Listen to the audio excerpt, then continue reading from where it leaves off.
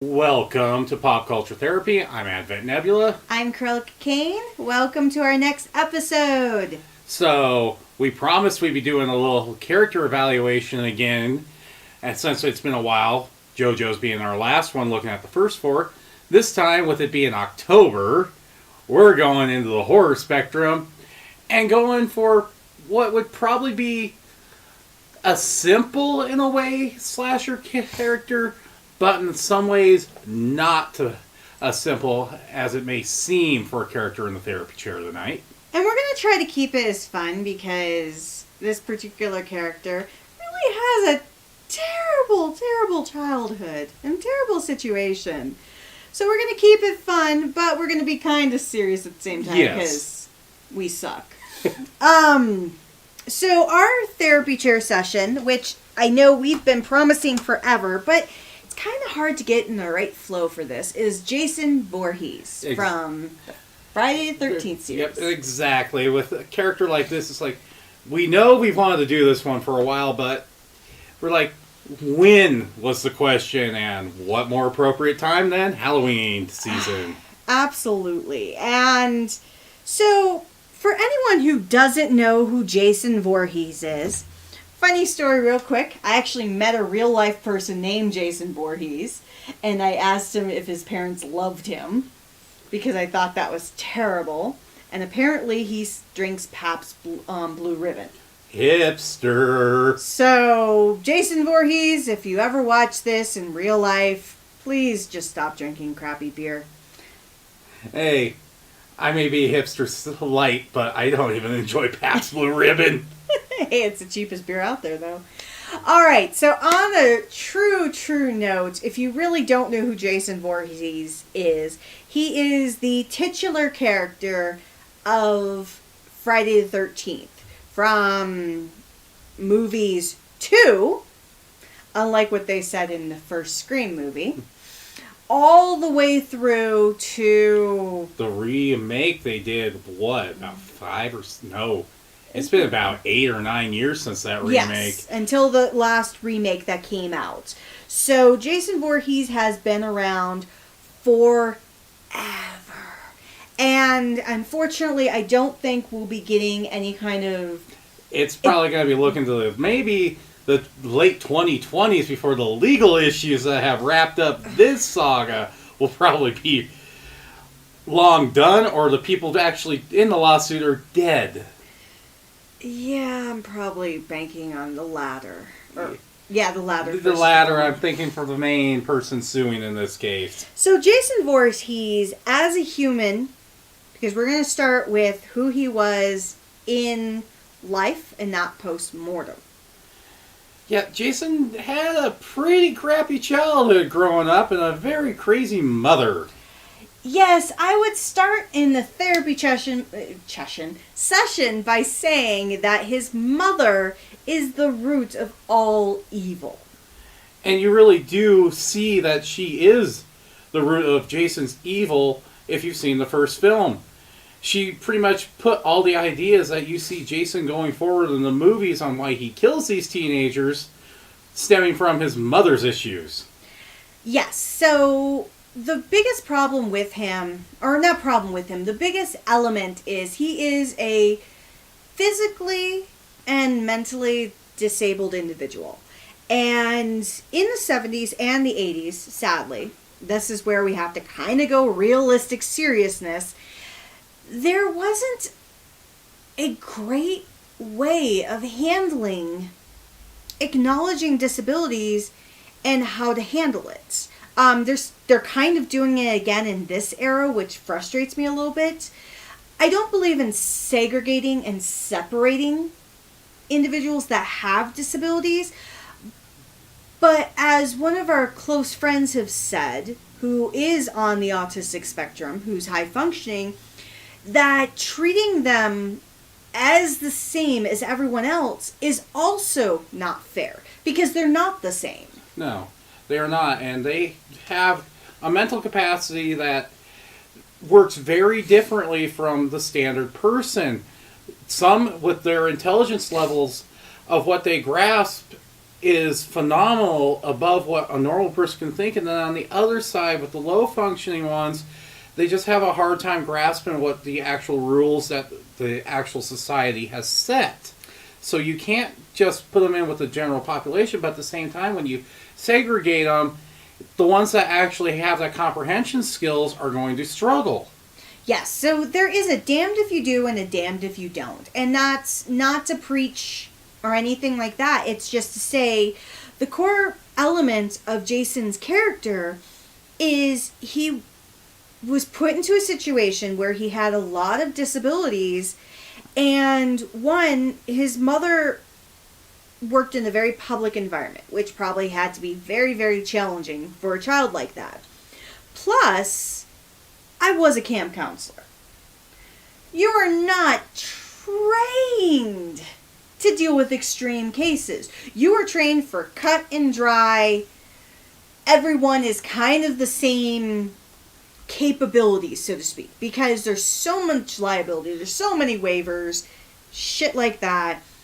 You're not trained as a camp counselor to be able to do that. Not saying that those kids were not screwed up for what they did, but that's the basic for his character. He was put in a very terrible situation. Pamela Voorhees, or Mrs. Voorhees, was a terrible mother. And it's very well demonstrated, like you said, by the first movie. Yeah. And with Jason's drowning and then his coming resurrection, you have everything where Jason's character is set in his ways from where he had his line of thinking in his life to his death, and when he was resurrected, that continued. But here's a question. This is a good question that has been conversed on for many years. Did he really die prior to the first movie? Or did he kind of, not fully drown, but get caught under the undertow and just live in the woods? It's one that we've always kind of wondered. Because he grows to an adult in the second one. Yeah. But his mentality is still that of an 8-year-old boy. You know, we just don't know if what really happened to him in that span between the first and the second film. And that's the hard part, because there's some people who think he was resurrected, that he was resurrected somehow, or that he was saved by like some random woodland crazy, which there's many crazies in the Friday the 13th universe, even people who are not serial killers. And so with that, you have to understand how his mentality, being resurrected or still being alive, had to change, because we go to the first movie, we see his mother getting revenge, and we don't know if he's watching it or if he's not, because it's very clear it's kind of this insular film where it's just Pamela Voorhees, which I'm actually pretty damn impressed with some of her kills. Yeah. Especially the pike through the bed. Yeah, that takes a lot of strength. I can't even do a pole vault just naturally, and she pretty creative. And there's another question that I don't think was ever discussed either. Was Jason actually there helping her? Nobody's ever answered that question either. So there's many questions of how Jason became Jason. He may have been saved by his mother, and he could have just been raised with her isolated, watching her adapt into this mass killer. He could have helped her during the first movie with the murders. Obviously, we only see Mrs. Voorhees, so we can't verify this. But he does come pretty abruptly in the second film, because 1 year passes. And the year that passes, we see the first survivor, because the lone survivor, there always has to be one. And that trope has lasted for the end of time with slasher films. And she gets killed fairly quickly in the beginning. How would he have found her if he didn't? Because that's the type of question. So why did Jason become the way he is. At the end of it all, it's his mother. And it just goes to show nurture can really create a psychopath. Oh, yes. Look at Trump's children. Yeah. Sorry, not political, but still. But still, not saying that Trump's creating mass killers, because obviously they're not. They're just sociopaths. But nature versus nurture, that's actually a really good question for this therapy chair session. When you're looking at a serial killer, or a slasher killer, or a mass, whatever you want to call, because there's changing terms for it now, that's the thing that you have to think. Because the first movie is nurture. The mother is nurturing her love by trying to take revenge on those who did him wrong, even though this was many years later and none of these people know what the hell happened. And it's nurture for the second film, because he is nurturing his relationship and his love and his desperation for his mom and taking out those characters.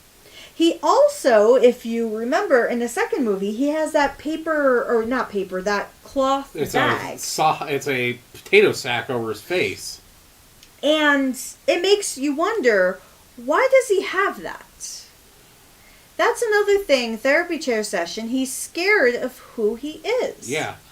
And eventually when he gets his iconic hockey mask later on, he keeps that on, and it's almost like it's become a part of his actual skull at this point. Because after the second movie, he is dead. He is a zombie, Jason. Yeah, at that point, you have seen his head chopped off. You have seen him be impaled, almost bisected, and he's still walking around killing kids. And then when we get to the third movie, we have his titular mask, which is what really defines Jason. And my concern for the character is you don't want it to be a comedic status, which I'm happy they did change it from potato sack to the mask, because it gives him more of an element of not being the Texas Chainsaw style of villain. Because the first movie is really true slasher.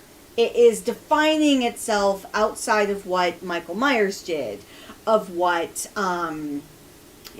Black Christmas, Texas Chainsaw Massacre, Last House on the Left, all of those were doing with the slasher type killers. Yeah.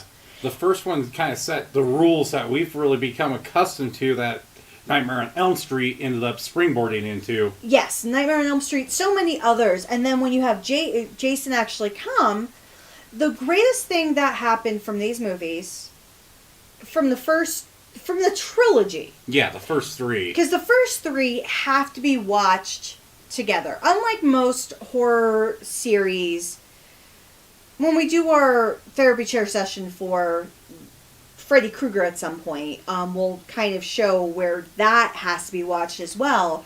But for this series, you have to watch the first three, or Kaiju might argue the first four. I say the first three because this is what defines Jason.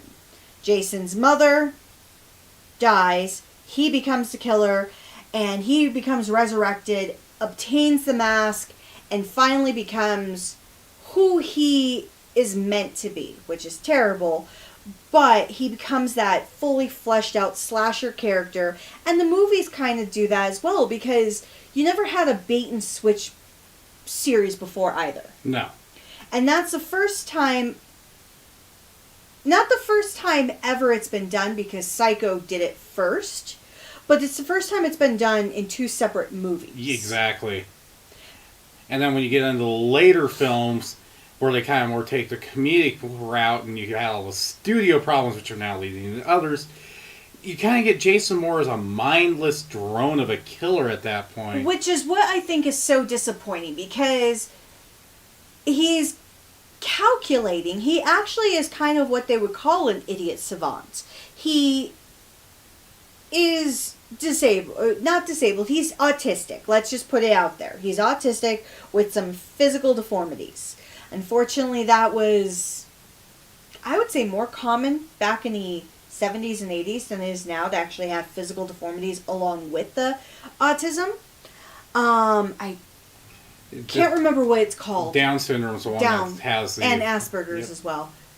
But he's intelligent. You may think he's an idiot, or not idiot, but you may think he's dumb, so to speak, because he's just a mindless killer in the later films, but he's really not, because the effort it takes to do what he does, and to set up some of the kills that he did. Oh God, yeah. There's no just simplistic, because he also has the stalking element. Yeah. Which for a killer is something that he created. I would say just as much as Freddy would have been the other one that kind of did that. And Michael Myers. Yeah. Michael Myers, Jason, and Freddy all created that stalker element. Myers did it in a kind of almost simplistic manner where he stood in the shadows, but you knew he was there. Jason created the stalker element of where he almost felt like he planned. Even though he still had the mannerisms in the second movie that were more childlike, by the time he got to the third movie, he was much more embellished. It was. Now, the fourth movie, while good, does add an additional element to it, and that's family. Yeah, and you're seeing with the family aspect of Jason, it really shows that he has some care for family, but at the same time, you don't know where he's going to be going with this, knowing that what's going on. And when the little boy, who was played by Corey Feldman, at the end of the movie, when he mimics the appearance of Jason, when he mimics the appearance of Jason, it was actually kind of, in my opinion, heartbreaking. Yeah. Because Jason is seeing himself back again as a child and remembering everything that happened. The bullying, the abandonment in a way, because he didn't understand the world around him to the same degree as others. And you're seeing that he was basically, in a way, kind of grooming an heir at the same time in that movie. And exactly. And that's the one thing that also happened, is he saw so much of himself that he almost imprinted him, because we're all elements of someone else. No matter what age we are, we can start as a child, we can even be as an adult, imprint or even have imprinted on us certain thought processes, certain physical, mental attributes that other people have pushed onto us, both positive and negative. And going through such an extreme scenario as Corey Feldman's character did in 4, similar to what Jason did pre-Friday the 13th, it really shows that they're almost two birds of a feather. It does. And unfortunately, after that fourth film, they really never developed Jason any more with his backstory so much. You got glimpses of it because it was already in the established canon, but no real further development. Kaiju might argue that 5 and 6 showed some of it, but there's a lot hampering from the studio side that really bogged down the films. You didn't really see any of this come back again until a little certain character that likes to go in dreams with Freddy Krueger decided to bring it back up when the two decided to have a crossover movie. Now, the important thing to know about the remake is the remake Jason is actually much more diabolical than even the OG Jason is. Yeah, the remake Jason almost feels like he was groomed from a child by his mother to be the diabolical killer he is. And him actually keeping a victim alive because she resembled his mother. Not like in the second film where the main lone survivor imitated him so that she could, or imitated her mother so she could escape. He actually kidnaps a woman because she looks so much like his mother.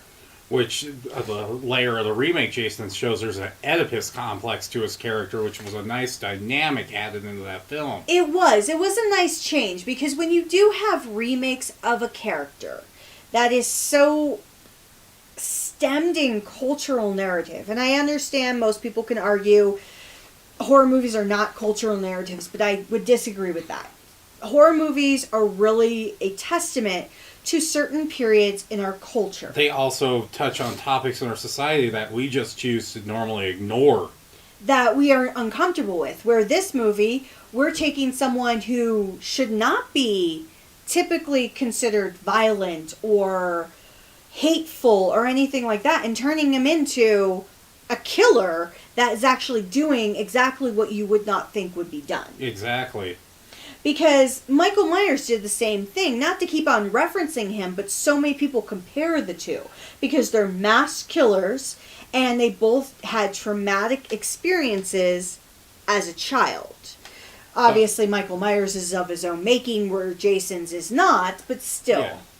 There is and that just goes to show the difference between the two, especially with this therapy chair, because Michael was screwed up already, where Jason was a product of grooming.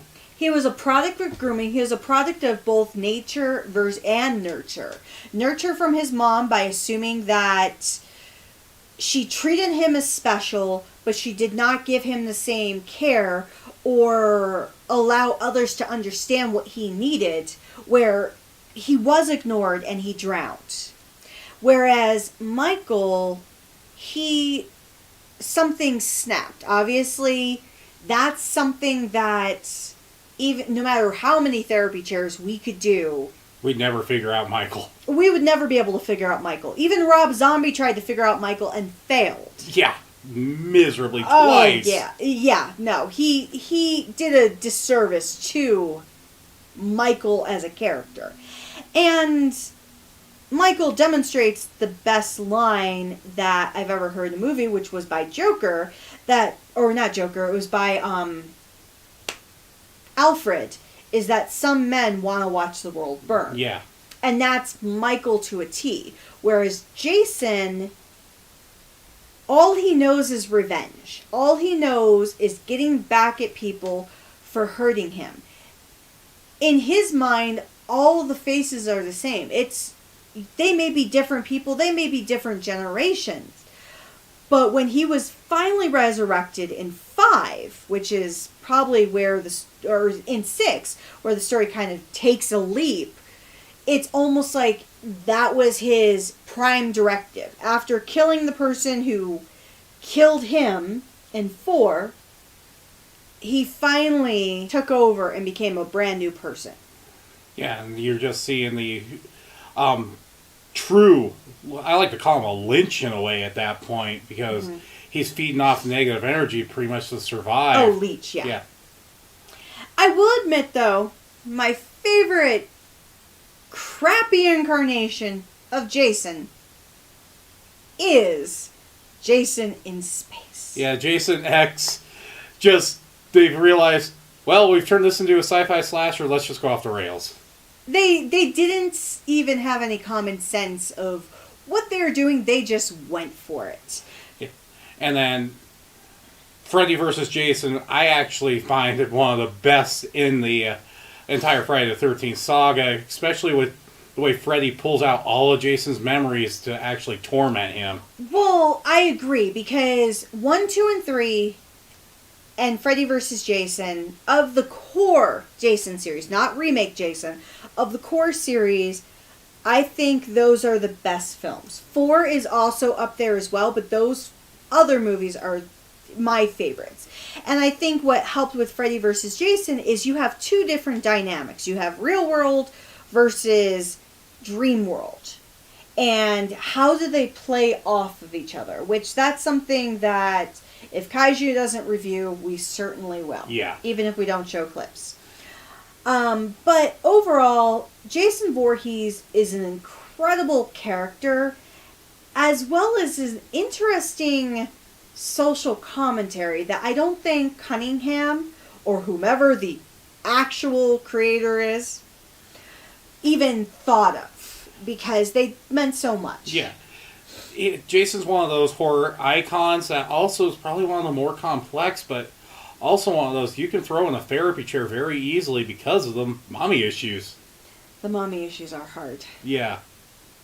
So I think that's kind of where we would go with the therapy chair session. Obviously, he's an undead character, so there's not much we can say to help motivate him and make him a good person, because he's pretty much become the, I'm going to be one to take your life in that chair right now. I know, and he's jumped over plenty of couches before, so I don't necessarily know if I want to take a chance with that one. And with that, we are going to leave off with getting Jason out of the therapy chair and move on for our next episode, where we will be discussing all of the 8 horror tropes that encompass pretty much horror in itself. And with this episode, we plan on releasing it on Halloween. I know, it's going to be so awesome. We're going to be competing with Kaiju Comics, so we're going to fail. Yeah. But still, bye! Bye.